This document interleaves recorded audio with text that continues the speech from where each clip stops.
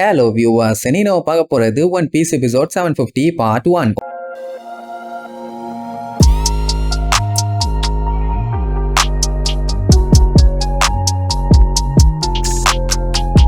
Open பண்ணா போன பாட்டுல அந்த பில்லு பேசாம வந்தோமா அந்த பழைய நடிப்பை நடிச்சோமா சண்டைய போட்டோமா புடிச்சோமா இல்ல அடி வாங்கினோமா போனோமான்னு இல்லாம தேவையில்லாம டிசைர் கிட்ட வாய விட்டு நம்ம லூஃபிய கடுப்பேத்தி விட்டுட்டான். சரி அதோட விடுவானான்னு பார்த்தா அதுவும் இல்ல. இந்த பைரட்ஸ் எல்லாருமே வெட்டுங்க. உன்னோட கனவு ஆசை எல்லாமே ரொம்பவும் இம்மெச்சூரா இருக்குது. சொல்ல போனா குழந்தைங்க என்ன பண்ணுமோ அதைத்தான் நீ பண்ற. உங்ககிட்ட ஜஸ்ட் என்னோட ட்ரீம் இப்படின்னு சொல்லி உனக்கு ஏத்த மாதிரி நான் பேசினேன் அவ்வளவுதான். ஏன்னா அப்பந்தானே இவனுக்கு ஏத்த மாதிரி அவன் நடந்துக்குவா. தேவையான டைம் எல்லாம் யூஸ் பண்ணிக்கலாமே.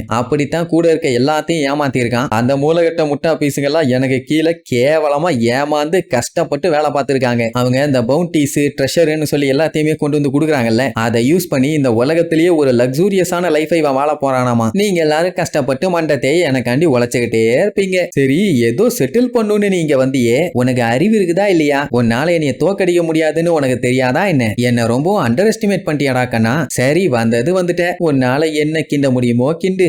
ஆசைப்படி உன்னையவே நான் ஃபர்ஸ்ட் ஸ்மெல்ட் பண்ணிடுறேன்பா. இப்படி அவன் பேசின எல்லாத்தையுமே கேட்டுட்டு ரொம்பவுமே ஃபீல் பண்ணி பயங்கரமா அழ ஆரம்பிச்சிருவான். ஏன்னா இவ்வளவு கேவலப்படுத்துவான்னு அவ கொஞ்சம் கூட எதிர்பார்க்கல. அவ வாழ்க்கையோட முழு நம்பிக்கையுமே இவன் மேலதான் வச்சா. கடைசியில மொத்தமா ஏமாத்திட்டானா. செத்தடா இன்னைக்குன்னு அட்டாக் பண்றதுக்காக கத்திட்டே ஓடி வருவா. வாமா வான்னு சொல்லி வயிற்றுக்குள்ள கையை விட்டு என்னத்தையே எடுக்க போவான். ஆனா அதுக்குள்ள லூஃபி செகண்ட் இயர்ல சட்டக்குன்னு வந்து நிப்பான். பேய பார்த்த மாதிரி ஷாக்கா முழிக்கும் போது வாயோட ஒரு குத்து அப்படியே செவுத்துல சத்துன்னு அடிச்சு பொத்துன்னு வந்து விழுவான். அட பண்ணிப்பாயில உன்னை நான் பெரிய ஆளுன்னு நினைச்சிட்டு இருந்தேன். இப்படி ஒத்தடிக்க வாயிலே மூக்கிலேயே ரத்தத்தை வாங்கிட்டு வந்து நிக்கிறான். டே ஸ்டார் ஹேட்னு காண்டாவானா, என்னைய ரொம்பவும் இரிட்டேட் பண்ணிட்ட, உன்னை பொல்லக்காம விட மாட்டேன்பா. இங்க டிசையர் லூஃபியை தடுக்க போவா. ஆனா பார்த்தலோமியோ வேண்டாம், லூஃபி கிட்டே விட்டு அவன் பாத்துக்குவான்னிருவான். உடனே அந்த பில்லு ஏமலே கை வச்சிட்டில, என்னையோட நீ காலின்னு சொல்லி வயிற்றுக்குள்ள இருந்து 2 கத்தி எடுத்து ஓங்கி வெட்ட வருவான். நம்ம பையன் ஹாக்கி பவர் எடுத்து கேஷுவலா ஒரு பஞ்சு கத்தி சில்லு சில்லா போய் விழும். ஐயோ என்ன இப்படி அடிக்கிறானேன்னு அடுத்து பெரிய சைஸ் கோடாரி எடுத்து அட்டாக் பண்ணுவான். வயிற்றுலயே ஒரு மிதி, வாயில இருந்து ரத்தம் தெரியும். அதுக்கப்புறம் செகண்ட் இயர் எடுத்து வயிற்றுல ஒரு குத்து. எப்படி காட்டுத்தனமா அடிச்சவன இவ்வளவு நேரமா ஓவரா வாய் பேசிட்டு இருந்தவன் இப்ப லூஃபிய பார்த்து பயப்பட ஆரம்பிச்சிட்டான். இப்ப லூஃபி அவனை பார்த்துட்டு உன்னால நீ ஜெயிக்க முடியும்னு நினைக்கிறியான்னு கேட்பான். உனக்கு 500 மில்லியன் பெரிஸ் இருக்கும் போதே நான் டவுட் ஆயிருக்கணும். இப்ப தாண்டா புரியுது நீ எவ்வளவு ஸ்ட்ராங்னு. என்ன அடின்னு லுக்கு விடுவானா. அந்த டைமுங்கும் போது அவன் ஆளுகெல்லாம் வந்து பார்த்துட்டு என்ன டிசைர் நம்மளாச்சே எதுக்கு லூஃபி கூட போய் சேர்ந்துட்டான்னு வந்து கேட்பானுங்க. உடனே அவன் உண்மையை சொல்ல ட்ரை பண்ணுவான். அந்த பில்லு நம்ம எல்லாத்தையுமே ஏமாத்துறான், அவனை நம்பாதீங்க மாலா. ஆனா அவன் அதுக்கு முன்னாடி முந்திக்கிட்டு டிசையர் நம்ம எல்லாத்துக்குமே துரோகம் பண்ணிட்டா. அவன் நம்மாலு நம்ம கூட இருப்பான்னு நான் நம்பி அவகிட்ட எல்லா பொறுப்பையும் ஒப்படைச்சேன். ஆனா கடைசியில அவ லூஃபி சைடு போய் சேர்ந்துட்டா. அவளுக்கு நம்ம சில்வர் பைரட்ஸ் எல்லாத்தையுமே கலக்கணுமாமா. அதுக்காக தான் ஏவலோனையும் பெசட்டாவையும் அவ காலி பண்ணிட்டா. அப்படி இப்படின்னு அந்த முட்டா பயிலுக்கு ஆமா எங்களை ஸ்டார் ஹேட்ஸ் அட்டாக் பண்ணானுங்கன்னு சொல்லுவானுங்களா. உடனே அதையே ஒரு சாக்கா யூஸ் பண்ணி ஆமா இது எல்லாத்துக்குமே மாஸ்டர் மைண்டே டிசையர் தான் அப்படி இப்படின்னு கதையா அடிச்சு விடுவான். அவ காட்டு கத்துவா. அட முட்டா பயிலுகளா, அவன் உங்க எல்லாத்தையுமே ஏமாத்தான். அவன் சரியான ஃப்ராடுடா, அவனை நம்பாதீங்கம்மா. பார்த்தலோமியோ நீ என்ன சொன்னாலும் வேஸ்ட், இனிமேட்டு ஒரு யூஸ் இல்லம்பா. ஆனா அவ அப்பவும் கேட்காம திருப்பி சொல்லிட்டே இருப்பான். நம்ம ஃப்ரெண்ட்ஸ் எல்லாத்தையுமே பில்ல அடைச்சு வச்சிருந்தான், எல்லாத்தையுமே நான் பார்த்தேன். அவங்க எல்லாருமே கீழே அடிமைகளா வேலை பார்த்துட்டு இருந்தாங்க. அவங்க எல்லாத்தையும் காப்பாத்தியாச்சுன்னு சொன்ன உடனே அவங்களுக்கு பயங்கரமா ஷாக் ஆகும். ஆனாலும் அவனும் அங்க விடுறதா இல்ல.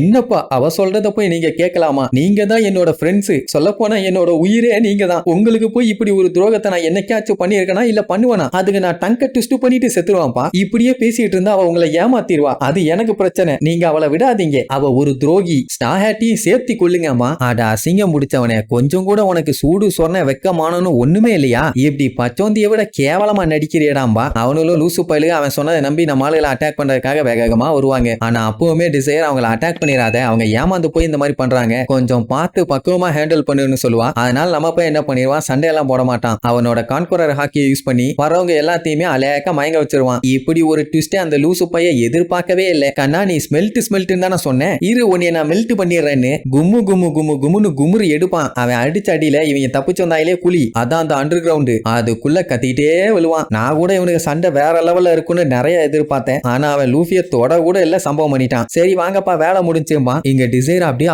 ஆணு வாய பொழந்த மெனிக்கு பாப்பா, என்ன இவன் அசால்ட்டா சம்பவம் பண்ணிட்டு போயிட்டானேன்னு. அப்படியே கட் பண்ணி அந்த பில்ல காட்டுறாங்க. பேன்னு கிடப்பானா. அப்ப அந்த டனக்கா வெளியில வந்து என்னடா நீ இவ்வளவு சொம்ப பீஸா இருக்க, போய் அந்த லூஃபி கிட்ட போய் அடி வாங்கிட்டு வந்திருக்க, இருக்க, ரொம்பவும் பேராசப்பட்டியில அதான் எல்லாம் போச்சு. நியூ வேர்ல்டுல இருக்க மான்ஸ்டர்ஸ் எல்லாத்தையுமே நீ ஏமாத்திட்ட. அவங்க உன் மேல எவ்வளவோ நம்பிக்கை வச்சிருந்தாங்க, இப்படி பண்ணிட்டியா அப்படி இப்படின்னு சொல்லும் போது அவன் பயப்பட ஆரம்பிச்சிருவான். எது நியூ வேர்ல்டுல இருக்க மான்ஸ்டரான்னு. அப்ப அவன் யாரை பார்த்து பயப்படுறான்னு காட்டுறாங்க. இவன் தான் அது. இவன் பேரு கில்ட் டெசரோ. சொல்ல போனா இவன் கெசினோவோட கிங்கு. ஒரு டைம் அவனை இவன் மீட் பண்ணியிருக்கான். சொல்ல போனா அவன் பயங்கர பணக்காரன். அவனை பாக்குறதே பெரிய அதிசயம் தான். அவனை பாக்குறதே இவனுக்கு அவ்வளவு சந்தோஷமா இருந்துச்சு. ஏன்னா ஒரு பேராசை பிடிச்சவனுக்கு இன்னொரு பேராசை பிடிச்சவனை பார்க்கும்போது சந்தோஷமா தான் இருக்கும். அவர் என்னைய ஒதுக்க கூடாது, அதுக்கு நான் விட மாட்டேன்னு கீழே இருக்க கரியெல்லாம் அள்ளி வாயில போடுவான். அப்படியே திங்க திங்க திங்க திங்க என்ன ஆகும், அவன் உடம்புக்குள்ள அப்படியே லாவா குதிக்கும். அந்த டனக்கா ஓகே நான் வந்த வேலை முடிஞ்சது, நீ இப்ப என்ன பண்றேன்னு எனக்கு புரியுது, என்னதான் பண்றேன்னு பாப்போம். அவரை ஏமாத்தாம இருந்தீங்கன்னா சரின்ட்டு அங்க இருந்து காணாம போயிடும். அதே நேரம் இவங்க 3 பேரும் தப்பிச்சு ஓடிட்டு இருக்கும் போது பின்னாடி இருந்து சத்தம். என்னன்னு பார்த்தா அந்த பில்லோட ஆளுகள்லாம் நீங்க சொன்னாதான் ரைட்டுன்னு சொல்லிட்டு வேகமா ஓடி வருவாங்க.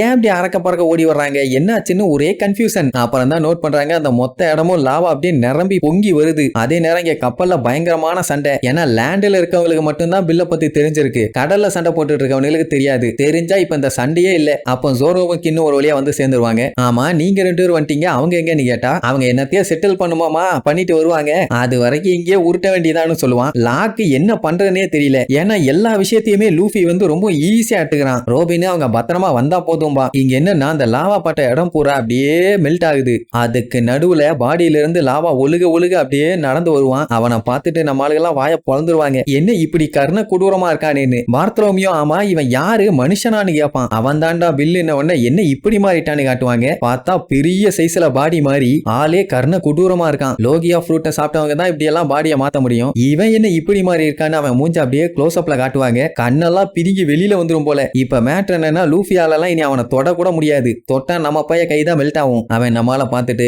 இப்ப வாடா, இனிமேட்டு உன்னால என்கிட்ட இருந்து தப்பிக்கவே முடியாதுன்னு வில்லத்தனமா சொல்லிட்டு வருவான். நல்ல வேலை எக்ஸ்பெக்ட் பண்ணி ஏமாத்திட்டானேன்னு நினைச்சேன். பரவாயில்ல, பாடியை ஊத வச்சு வீங்க வச்சு சண்டைக்கு வந்துட்டான். இனி லூஃபி இவனை எப்படி ஹேண்டில் பண்ண போறான்னு அடுத்தடுத்த எபிசோட்ல நம்ம பார்க்கலாம். டாடா.